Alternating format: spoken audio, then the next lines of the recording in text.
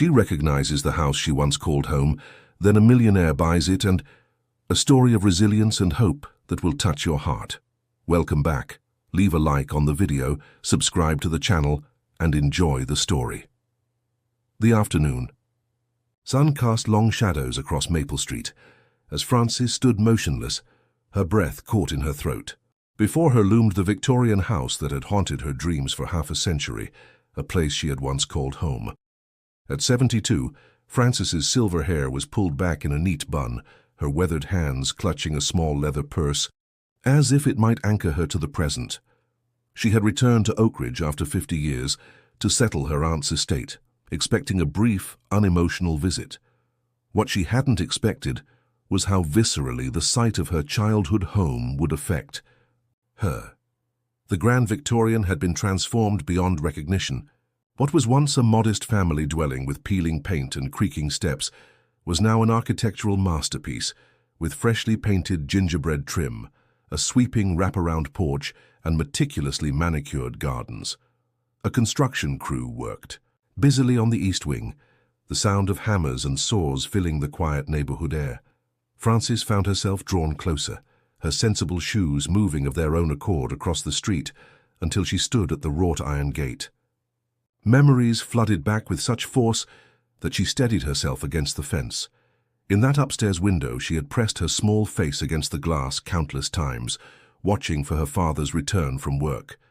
Behind those walls, her mother had hummed lullabies while tending to her precious rose garden, and in that very attic, Frances and her brother had spent rainy afternoons creating imaginary worlds far removed from the financial worries that creased their parents' brows. At the dinner table, almost unconsciously, Frances reached into her purse for her phone, her trembling fingers snapping photographs of the house. Each click of the camera seemed to capture not just the present structure, but layers of memories that had been sealed away for decades. "Excuse me, ma'am, can I help you?" Frances startled at the deep voice. A security guard in a crisp uniform approached, his expression a mixture of concern and suspicion. "I'm sorry," Frances said, quickly tucking away her phone. "I was just admiring the house. I used to live here, you see. A very long time ago." The guard's expression softened. "Is that right? This old place has quite a history, from what I hear." "Yes," Frances murmured, her eyes drawn back to the second-floor window where her bedroom had once been. "Quite a history indeed." To her surprise, the guard smiled. "You know, the owner is actually here today, overseeing some of the renovations. Would you like to meet him? I think he'd be interested to speak with someone who knew the house before." Frances hesitated. The thought of walking through those doors again sent a flutter of anxiety through her chest. Yet beneath the anxiety lay a current of longing, so strong it nearly overwhelmed her. "I wouldn't want to intrude," she said, even as her heart raced at the possibility. "It's no intrusion. Mr. Kepler actually collects stories about this place. He's become quite the local historian since buying it. Follow me if you'd like." After a moment's consideration, Frances nodded and followed the guard up the freshly laid stone path. Each step felt significant, as if she were walking not just toward the house but back through time itself. The front door, wider and grander than she remembered, opened into a foyer that took her breath away. The original hardwood floors had been restored to a warm honey glow, and the staircase that had once been covered in faded carpet now curved majestically upward, its banister gleaming with polish. Yet amid the obvious renovations, Frances could still see whispers of the house she had known. The distinctive crown molding her grandfather had installed, the stained glass transom window that cast prisms of colored light across the entrance hall. "Wait here, please," the guard said, disappearing down a hallway that Frances remembered led to what had once been her father's study. Left alone, Frances closed her eyes and inhaled deeply. Beneath the fresh paint and sawdust, she could almost detect the scent of her mother's cinnamon rolls and the faint tobacco aroma that had always clung to her father's cardigan. "Hello there." Frances opened her eyes to find a man approaching, with an extended hand. He appeared to be in his early 50s, dressed in casual clothes that nonetheless suggested wealth. Dark jeans paired with a crisp button-down shirt and expensive-looking loafers. His salt-and-pepper hair was stylishly cut, and behind rimless glasses, his eyes were sharp and curious. "I'm James Hamilton. I understand you used to live here." Francis accepted his handshake, noting the calluses that suggested he didn't merely oversee work, but participated in it. "Francis Williams, formerly Francis Bennett. Yes, I lived here until I was 12. My father sold the house in 1974. She was surprised by the steadiness in her voice, given the emotional tumult within. Kames's face lit up with genuine interest. "That's fascinating. I've been trying to piece together the house's history since I purchased it 6 months ago. The records only tell part of the story." He gestured toward the rear of the house. "Would you like a tour? I'd love to hear your impressions of what we've done, and perhaps some stories about how it used to be." Against her better judgment, Frances found herself nodding. "I have a little time," she said, though in truth she had nowhere else to be and no one expecting her. The small hotel room where she'd been staying while sorting through her aunt's belongings held nothing of importance. As Kames led her through the house, Frances felt as though she were walking through parallel worlds. The elegant, restored mansion of the present, overlaid with the modest family home of her memories. In the kitchen, now expanded and fitted with state-of-the-art appliances, she paused beside a section of wall. "There used to be a small door here," she said, running her fingers over the smooth surface. "It led to a pantry where my mother stored preserves." Kames looked surprised. "You're right. We discovered that space during demolition, but there was no indication of a door on this side." He studied the wall more carefully. "We thought it was accessed from the other room." As they continued the tour, Frances pointed out other features that had been obscured by time or renovations. A peculiar window seat in what had once been her bedroom, a dumbwaiter shaft that had been sealed over, the exact spot where her mother's prized roses had been planted along the southern wall of the garden. "How do you know all this?"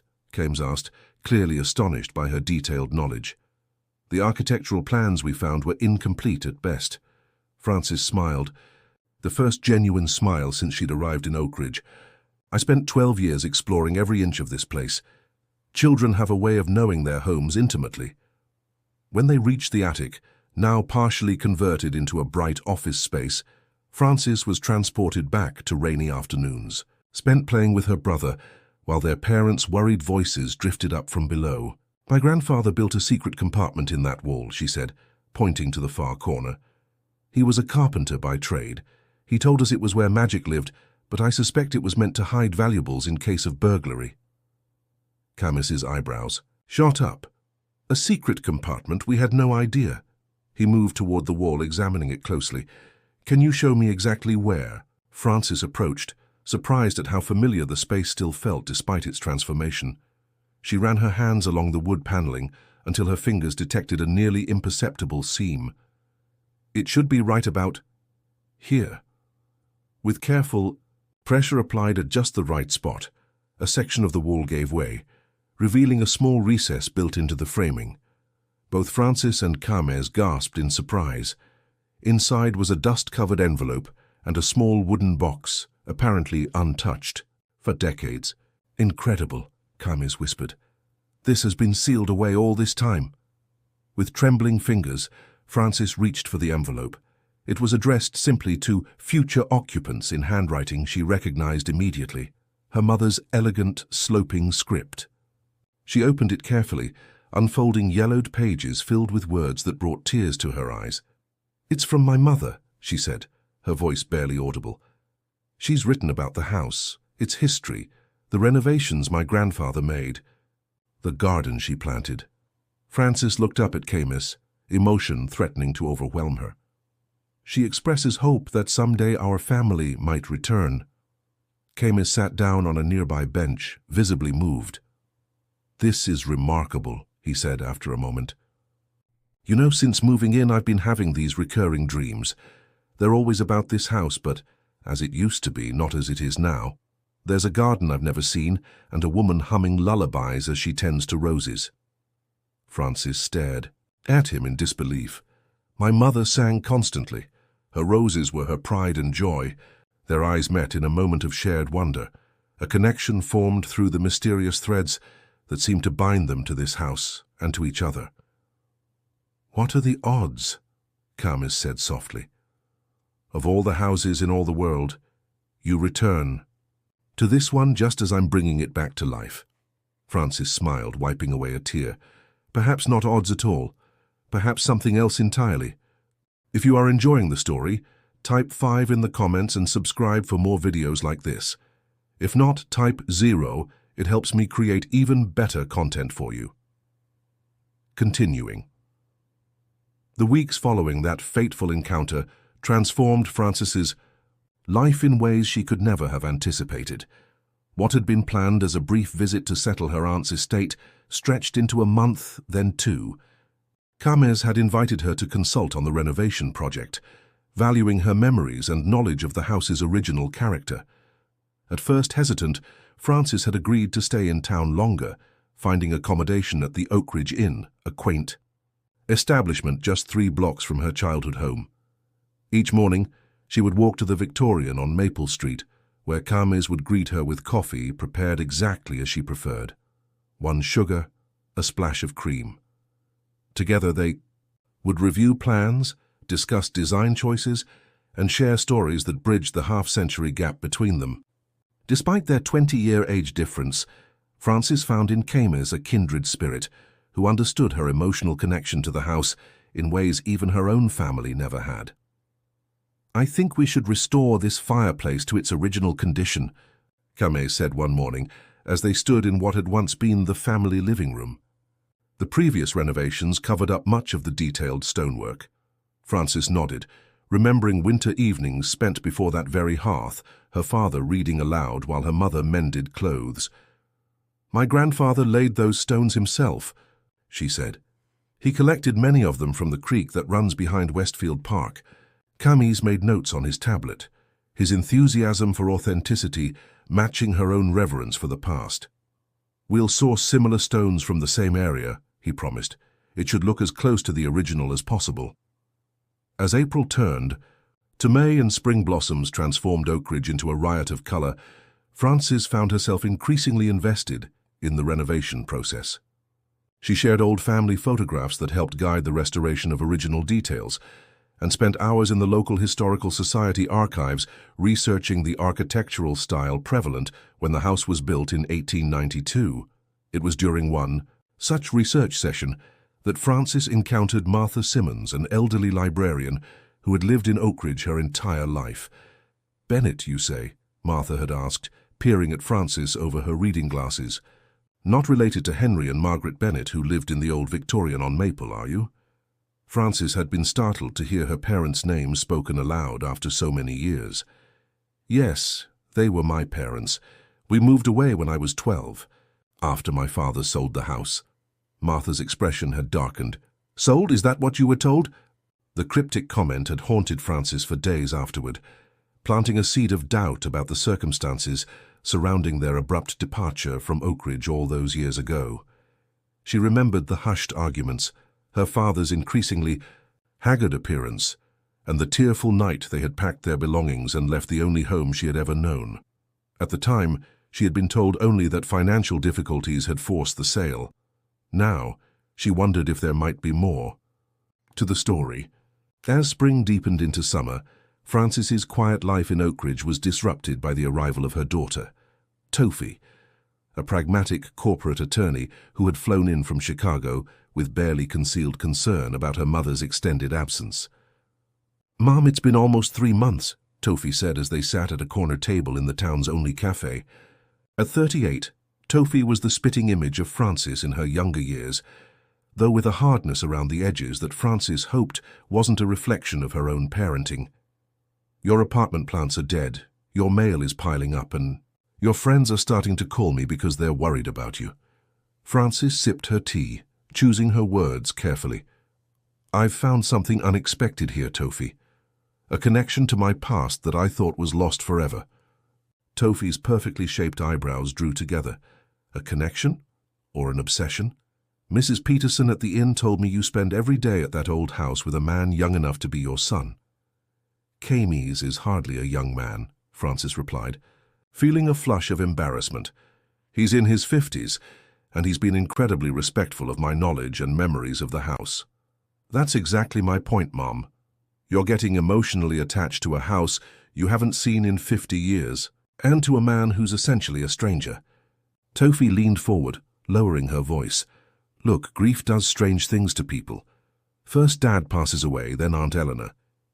It's natural to seek comfort in nostalgia, but this isn't healthy. Frances bristled at her daughter's tone, which reminded her too much of how she herself had sometimes spoken to her own mother, with the patronizing concern of someone who believed they knew better. I'm not a child, Tofi.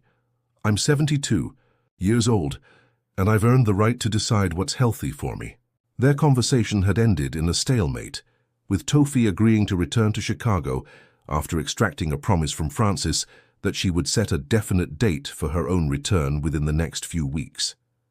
But as she watched her daughter's cab pull away from the curb, Frances felt a growing certainty that her time in Oak Ridge was far from over. That evening, sitting on the porch of the Maple Street house with Camis as twilight painted the sky in watercolor hues, Frances shared her daughter's concerns. She thinks I'm having some sort of delayed grief reaction, Frances said with a small laugh that didn't quite reach her eyes.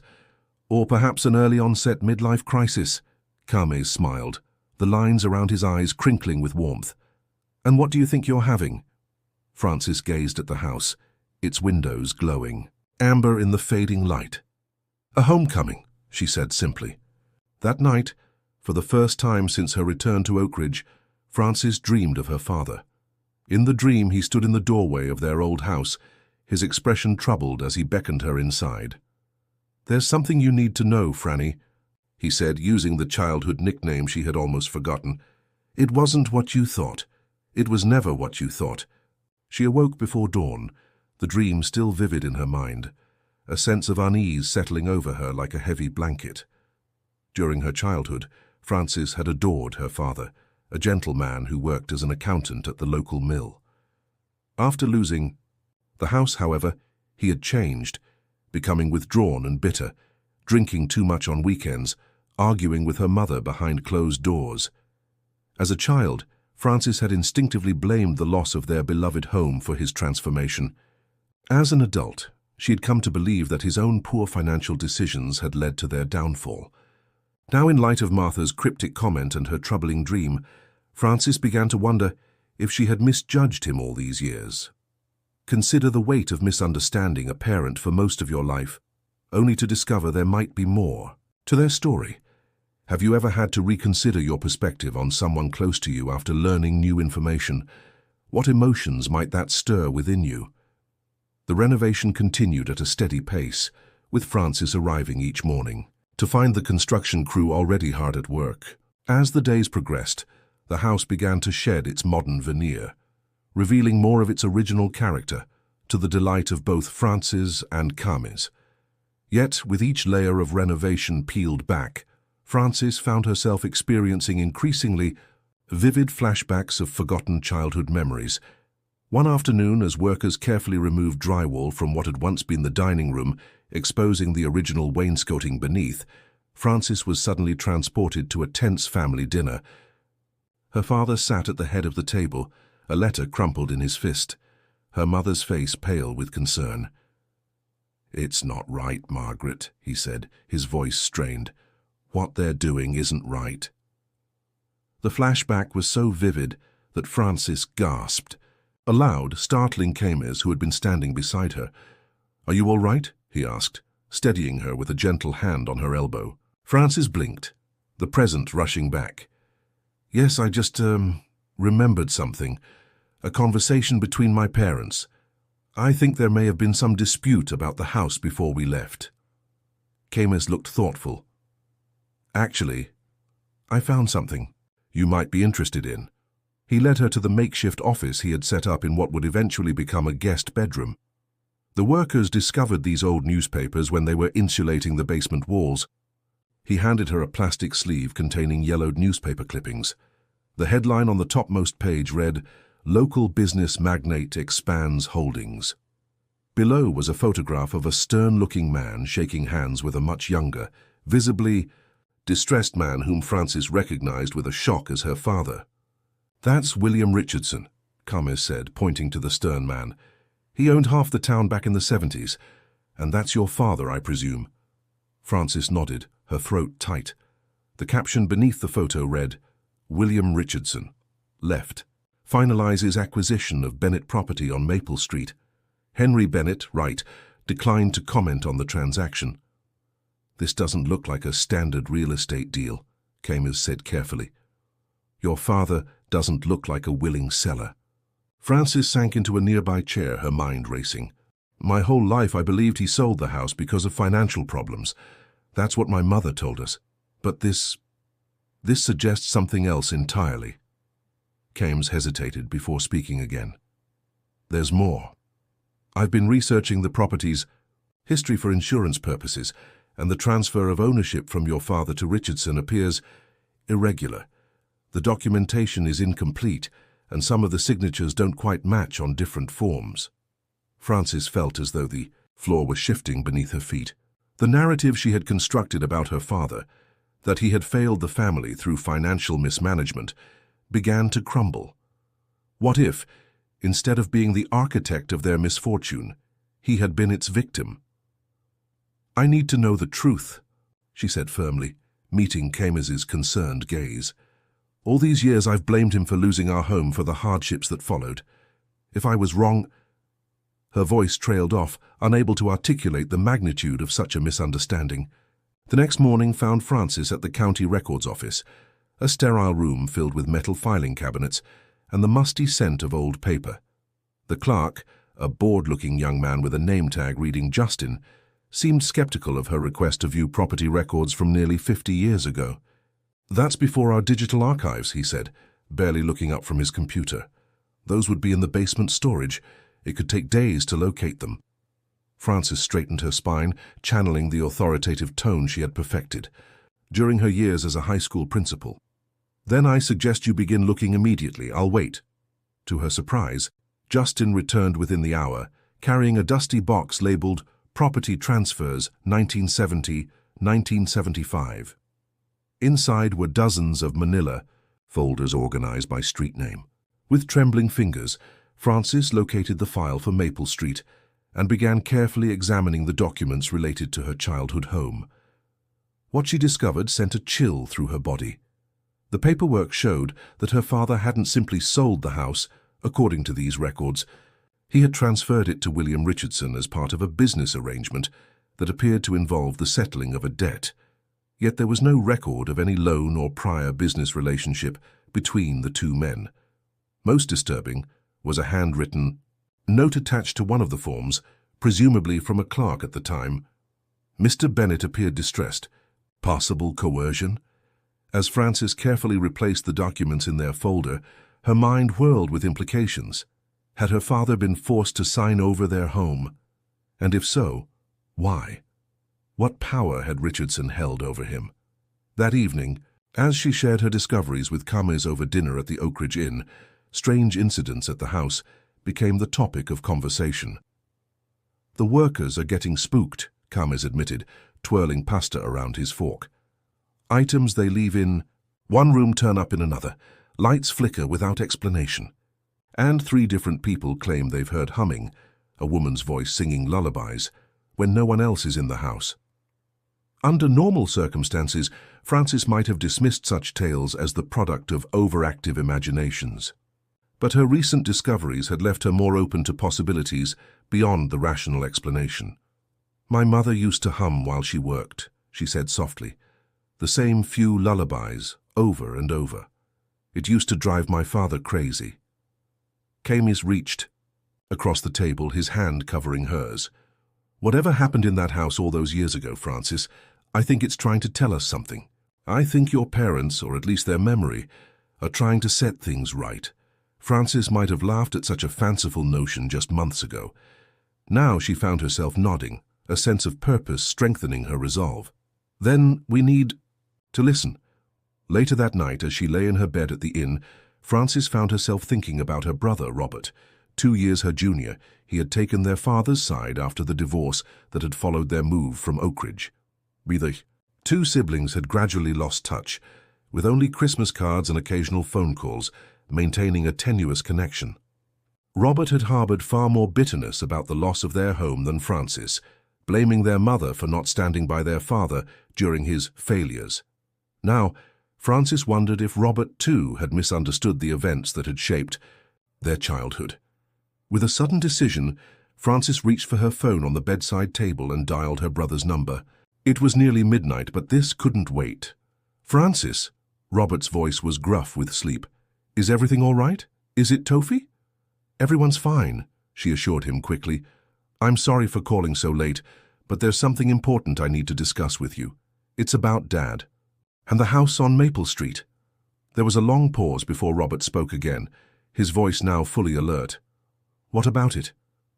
"I don't think Dad sold it willingly, Robert. I've found documents suggesting he was coerced. I think we've misunderstood. What happened all these years?" Another pause, longer this time. When Robert finally spoke, his voice had an edge that Francis recognized as his defense mechanism against emotional pain. "Why are you dredging this up now? It's ancient history." "Because I'm in Oak Ridge," Francis replied. "I'm actually working with the man who now owns our old house. We're renovating it, bringing it back to how it was when we lived there. And I keep discovering things, memories, documents, stories from locals that don't match what we were told as children." Robert's sigh was audible through the phone. "Francis, you always idealize that house. Maybe it's better to let sleeping dogs lie." "Don't you want to know the truth about Dad?" Francis pressed. "Don't you want to understand what really happened?" The silence that followed told Francis she had struck a nerve. Despite his gruff exterior, Robert had adored their father, had followed him into accounting, had named his own son Henry in his honor. "I'll be there on Saturday," he finally said. "Text me the address." As Francis ended the call, she felt a curious mixture of anxiety and relief. Having Robert's support would mean a great deal, but facing him with her theories about their father would require reopening wounds that had never fully healed between them. True to his word, Robert arrived that weekend, his tall frame stooped. With the beginnings of age, his once dark hair now steel gray. At 68, he had the same penetrating blue eyes as their father, eyes that now widened with shock as he stood before the Victorian on Maple Street. "It's bigger than I remembered," he said gruffly, hands shoved deep in his pockets as if to prevent himself from reaching out to touch the newly painted porch railing. Francis nodded. Children's perspectives.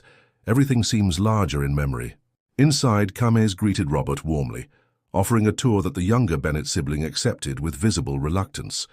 As they moved through the partially renovated rooms, Francis watched her brother's face, noting the moment his composed expression began to crack. When they entered what had once been the boys' bedroom, now stripped to its original hardwood, floors and crown molding. "The window still sticks," Robert said, running his hand along the frame. "Dad could never fix it properly." Kames smiled. "Francis mentioned that. We're keeping the original windows, but installing new mechanisms that will maintain the historic look while actually functioning." Robert turned to Francis, something vulnerable in his expression. "You've been living in the past for months now. Isn't it painful?" "Sometimes," she admitted, "but also healing in ways I didn't expect." That evening, the three of them gathered in the attic to examine the wooden box that had been hidden in the wall compartment. Francis had been saving this moment, waiting for her brother to arrive before exploring this final piece of their family puzzle.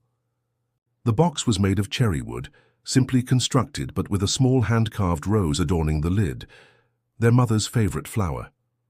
Inside, they discovered old photographs, a strand of pearls that Francis recognized as having belonged to their grandmother, and a folded document that appeared to be a deed. Kames, who had been examining the document with growing concern, looked up at Francis and Robert with a troubled expression. "This appears to be the original deed to the house, with your father listed as the owner. There's no record of transfer, no signature authorizing the sale to Richardson." Robert took the paper with shaking hands. "Are you saying our father never legally sold the house?" "It's possible," Kames said carefully. "Property law isn't my expertise, but this document, if authentic, raises serious questions about the current chain of ownership, including my own claim to the property." The three sat in stunned silence, contemplating the implications. If Henry Bennett had never legally transferred ownership, the subsequent sales, including the one that had brought the house to Kames, might be invalid. "I should consult a lawyer," Combs said finally. "This could change everything about the renovation, about my rights to continue work on the property." Frances felt a pang of distress. Over the past months, she had come to care deeply about the restoration project, and about Kames himself. The thought that their discoveries might turn them into adversaries was painful to contemplate. To her surprise, it was Robert who spoke. Next, his voice uncharacteristically gentle. "What if we looked at this differently? Not as a legal battle over ownership, but as an opportunity to honor what our father tried to protect." Frances and Kames both turned to him, surprised by this unexpected perspective from the man who had arrived with such skepticism only hours before. "What do you mean?" Frances asked. Robert gestured around them, encompassing the house in a sweeping motion. "This place meant everything to our family. Dad fought to keep it. That much seems clear now. But in the end, what he really wanted was for it to remain a home, a place where people could create the kind of memories we had here." He turned to Kames. "You've invested money and heart into restoring this house. You've honored its history, even welcomed Frances to be part of the process. I think Dad would have approved of that far more than seeing it become a battleground for lawyers." Kames considered Robert's words thoughtfully. "What if," he said slowly, "instead of fighting over ownership, we created a partnership? What if we transformed the house into something that serves the community while preserving your family's legacy?" "What did you have in mind?" Frances asked, intrigued by the direction of the conversation. "A cultural center," Kames said, his eyes lighting up with enthusiasm. "The first floor could showcase the history of Oak Ridge, including your family's story. The gardens could be open to the public, reflecting your mother's original design. The upper floors could host art exhibits, community meetings, educational programs." Frances felt a tightness in her chest at the thought of her family home becoming a public space. For months she had secretly harbored a fantasy of somehow reclaiming the house, of living out her remaining years in the place where she had spent her happiest childhood days. "I don't know," she said hesitantly. "It wouldn't be a home anymore." "It would be many people's home," Kames countered gently, "in a different way, and your family's story would be at the heart of it." As spring gave way to summer, the garden that Kames had replanted based on Frances's descriptions burst into magnificent bloom. Roses climbed trellises, delphiniums reached toward the sky, and lavender scented the air just as it had in Frances's childhood. To celebrate the progress of the renovations, Kames organized a garden party, inviting not only the construction team but also local historians, neighbors, and Frances's growing circle of Oak Ridge acquaintances. Among the guests was Eleanor Whitfield, an elderly woman who approached Frances as she stood admiring a particularly vibrant climbing rose. "You're Margaret's daughter, aren't you?" Eleanor asked, her rheumy eyes squinting up at Frances. "I'd know those Bennett eyes anywhere." Frances was startled. "Yes, I am. Did you know my mother?" Eleanor's wrinkled face creased further with her smile. "Oh, we were thick as thieves back in the day. Garden club, church choir, school volunteering, wherever Margaret went I wasn't far behind." She patted Frances's arm. "I recognized you the moment you came back to town, but I wanted to be sure before I approached you. Your mother would be so proud to see you here, tending to her roses again." Frances's throat tightened with emotion. "You kept in touch with her after we left?" "For a time," Eleanor confirmed, "until it became too painful for her, I think. Leaving this house nearly broke her heart." The elderly woman glanced around, then lowered her voice. "I have something for you. Something I've kept all these years, hoping someone from the family might return one day." Curiosity piqued, Frances followed Eleanor to a bench beneath a sprawling oak tree. From her large handbag, the older woman produced a small leather-bound book with faded gold lettering. "Journal. Your mother's diary," Eleanor explained. "She left it with me the day before you all moved away. Made me promise to keep it safe. Said someday her children might want to know the truth." With trembling hands, Frances accepted the journal, its leather cover soft with age. "Thank you," she whispered. I can't tell you what this means to me." That night, alone in her room at the inn, Frances carefully opened the diary and began to read. Her mother's elegant handwriting filled page after page with the intimate details of family life, joys and sorrows, hopes and fears. As Frances read deeper into the journal, she discovered entries that painted a very different picture of her father than the one she had carried for 50 years. According to Margaret's account, Henry Bennet had been approached by William Richardson with a business proposal involving the mill where Henry worked as an accountant. When Henry discovered irregularities in Richardson's financial practices, possibly even embezzlement, the businessman had threatened to ruin him unless Henry signed over the family home as compensation for his silence. "Henry refuses to give in to blackmail," one entry read.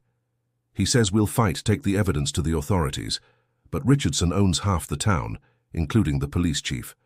I'm terrified of what might happen to us if Henry persists."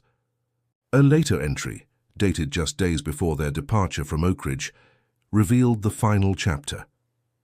"Henry has agreed to sign the papers, not for himself, but for us, for the children. Richardson threatened to harm Frances and Robert if we didn't comply. My brave, principled husband is sacrificing everything to keep our family safe. How will the children ever understand that he is not failing them, but saving them?" Tears streamed down Frances's face as she read these words, understanding at last the burden her father had carried all those years, and the bitter injustice of his children's judgment. No wonder he had changed after they left Oakridge, carrying not only the loss of his beloved home, but also the weight of his family's misunderstanding. The final pages of the diary contained something unexpected: detailed descriptions of family heirlooms and valuables that Margaret had hidden throughout the property before their departure. "I cannot bear for that man to have our treasures as well as our home," she wrote. "I have concealed grandmother's jewelry, father's pocket watch, and the valuable paintings from the old country in various hiding places throughout the house. Perhaps someday Frances and Robert will return and reclaim what is rightfully theirs." The diary ended with a crude map and a series of cryptic clues about the locations of these hidden treasures. With growing excitement, Frances realized that her mother had created a treasure hunt for her children, hoping they would someday return to reclaim not just physical valuables, but their family's true legacy. The next morning, Frances shared her discovery with Kames and Robert over breakfast at the inn. Robert, who had extended his weekend visit into a full week's stay, listened with increasing agitation as Frances read excerpts from their mother's diary. "All these years," he said, his voice rough with emotion, "I blamed him for weakness, for failing us, and he was protecting us the whole time." He looked up at Frances, his eyes red-rimmed. "I never gave him a chance to explain. Even when he tried, I wouldn't listen." Frances reached across the table, squeezing her brother's hand. "We were children, Robert. We couldn't have understood. And now we have a chance to make it right," Kames said, studying the crude map Margaret had drawn in the back of the diary. "These hiding places, most should still exist within the structure of the house, even after all the renovations." Over the following days, the three embarked on what Frances came to think of as a sacred mission, following Margaret Bennet's cryptic clues throughout the Victorian house. Behind a loose brick in the dining room fireplace, they discovered a velvet pouch containing their grandmother's jewelry. In the hollow center of a newel post on the staircase, they found their grandfather's gold pocket watch. A small oil painting by a noted 19th century artist had been carefully sealed within a wall that, fortunately, the renovation had not yet disturbed. Each discovery brought not just material treasures, but deeper emotional connections between Frances and Robert, healing rifts that had existed for decades. Kames watched their growing bond with obvious pleasure, his own attachment to Frances deepening in ways that neither had anticipated when they first met outside the wrought-iron fence months earlier. The most significant discovery came on a rainy afternoon as they investigated the cellar, an area of the house that Frances had rarely visited as a child due to her fear of spiders. Behind a false wall that Margaret's clues led them to, they found not only a cache of valuable silver and porcelain, but also a leather portfolio containing legal documents. Kames, who had spent considerable time researching property law since their earlier discoveries, examined the papers with growing excitement. "These are the original deed transfer papers," he said, "but they're unsigned. And there's a letter here from your father to a lawyer in the next county detailing Richardson's threats and coercion." "Proof," Robert said quietly. He was gathering evidence. "More than that," Carmes added, turning to the final page. "This appears to be a draft of a will, indicating that if anything happened to him, the house should pass directly to you and Francis, bypassing any claim Richardson might make. He was trying to ensure you would eventually get the house back."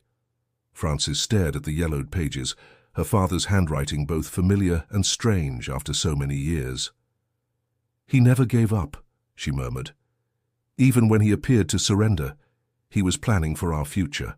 The three sat in contemplative silence, surrounded by the physical evidence of Henry Bennett's love for his family, a love that had been obscured by circumstances and misunderstandings for half a century. Finally, Carmes spoke, his voice solemn. "I've made a decision," he said. "In light of these discoveries, I can't in good conscience claim ownership of this house. Legally, I believe these documents would support your claim as Henry Bennett's heirs. The house should be returned to your family." Francis and Robert exchanged stunned glances. After all these months of working alongside Carmes, of watching him pour his heart and resources into restoring the Victorian to its former glory, his willingness to step aside left them speechless. "But your investment," Francis began. "All the work you've done," Carmes shook his head. "There are some things more important than money or property.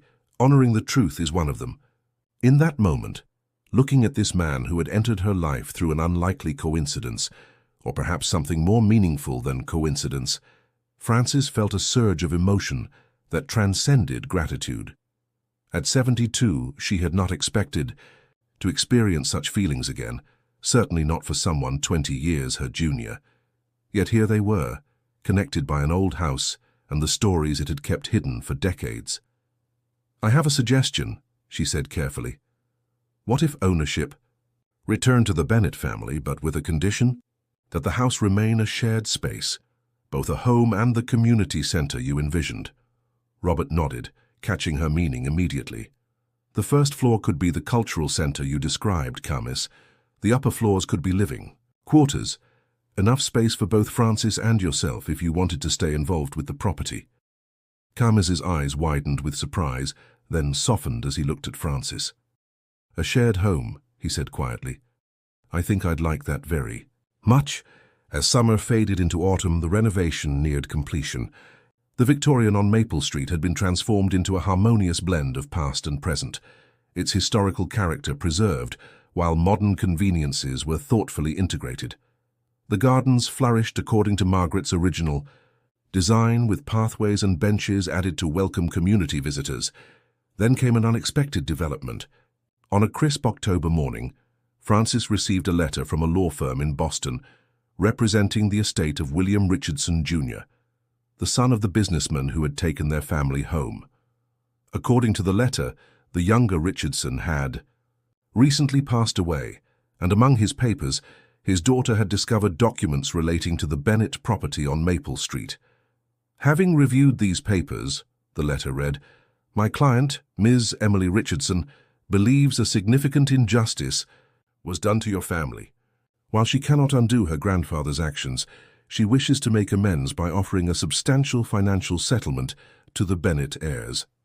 The settlement amount, $2 million, left both Francis and Robert breathless. It was more money than either had ever expected to see in their lifetimes. "What will you do with it?" Carmes asked when Francis showed him the letter. Francis didn't hesitate. "Establish a trust to maintain the house and gardens in perpetuity. Ensure that, regardless of what happens to any of us, this place will always remain as it is now, a home and a community treasure."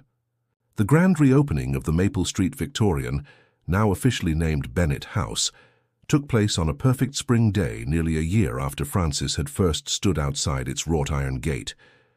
The ground floor had been transformed into a small museum showcasing Oak Ridge history, with special exhibits featuring the Bennett family story and the house's remarkable journey through time. Residents from throughout the town wandered the gardens, admired the restored architecture, and listen to Francis and Robert share memories of their childhood home. Tofi, who had gradually come to understand her mother's connection to the house, had flown in for the occasion, bringing Francis's grandchildren to see the place that had shaped their family history. As the celebration continued below, Francis stood alone in what had once been her childhood bedroom. The room was now beautifully restored, with period-appropriate furniture and delicate wallpaper that matched her memories. From the window, she could see the garden where Kames chatted with Tofi and Robert, their laughter carrying faintly through the glass. Francis placed her hand against the cool window pane, just as she had countless times as a child. In that moment, she felt a profound sense of completion, as if her life had somehow circled back to its beginning point, granting her a second chance at happiness she had never expected. The house that had once been taken from her family through deception had returned to them through truth.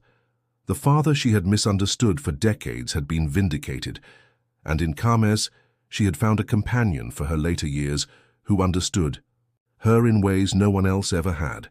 As she watched a butterfly alight on one of her mother's roses, Francis whispered words she hoped might somehow reach her parents, wherever they were. We found our way home. The place she once called home had become a symbol of healing, reconciliation, and unexpected second chances. Proof that sometimes returning to our past can open doors to a future more beautiful than we ever imagined. Congratulations. Type 9 in the comments so that I know you stayed until the end with me. Thank you for watching, and until tomorrow's story on this same channel.